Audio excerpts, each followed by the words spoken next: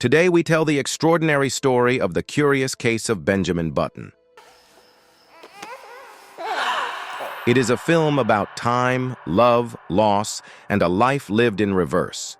This is the story of a man born old, who grows younger as the world moves forward. In New Orleans, 1918, a city marked by war and grief, a clockmaker builds a strange clock that moves backward.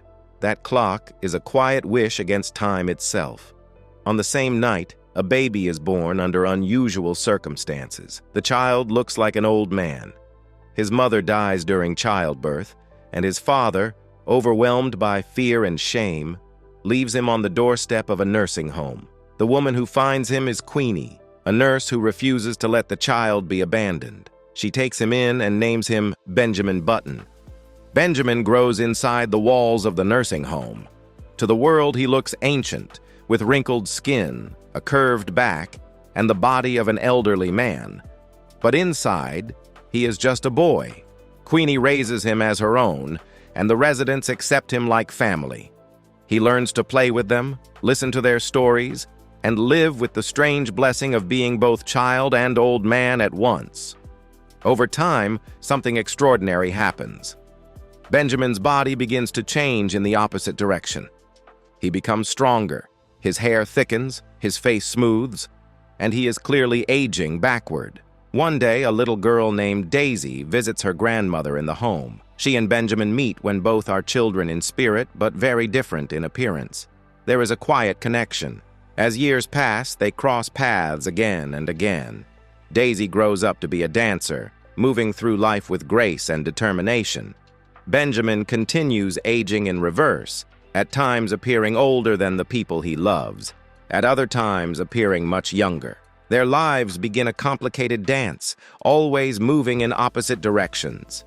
As a young man in spirit but an older body, Benjamin leaves the nursing home to try the world.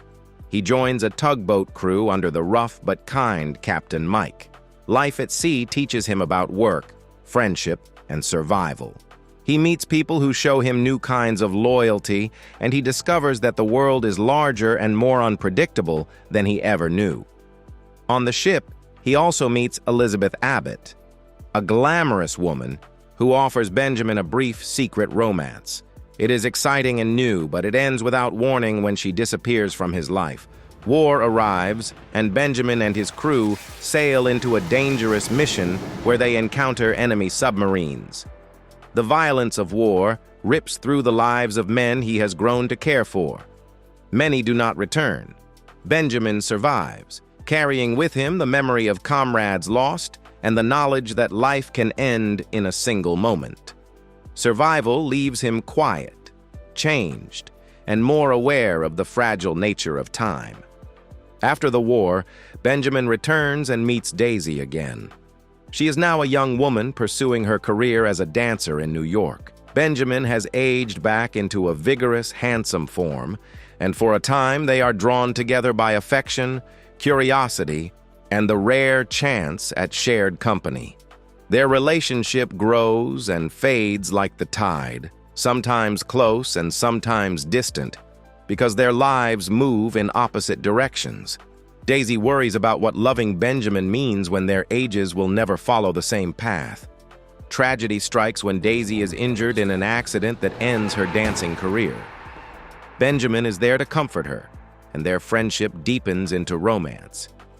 Daisy becomes pregnant and gives birth to a daughter they name Caroline.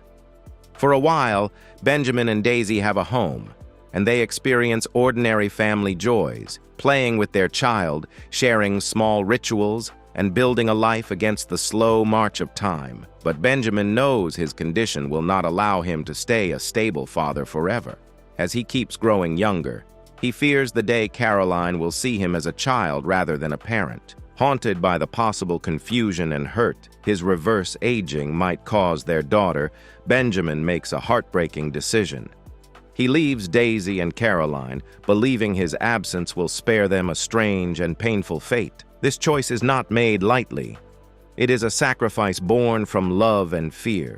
Benjamin disappears into the world, carrying regret and the loneliness of a life that moves against time itself. Years pass, Benjamin moves through different places and lives, continuing to change physically as the decades roll by. He and Daisy cross paths again in fleeting encounters, sometimes strangers, sometimes old friends, each meeting marked by the knowledge that their timelines never quite align. They both age, but in swapped directions, making true permanence impossible. As the years pass, Benjamin continues to grow younger and younger, until he eventually loses his memory and sense of self. Daisy, now older, goes to the care home where Benjamin has been taken.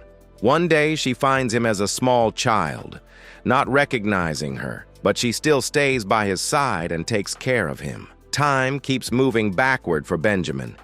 He becomes a toddler, then an infant. In his final days, Daisy holds him gently, caring for him as if he were her own baby. She comforts him as he regresses into a newborn.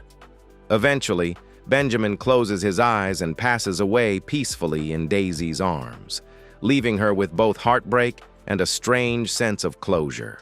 The story ends with Daisy, now very old, reflecting on the extraordinary life of Benjamin Button, as Hurricane Katrina approaches outside, symbolizing the unstoppable flow of time.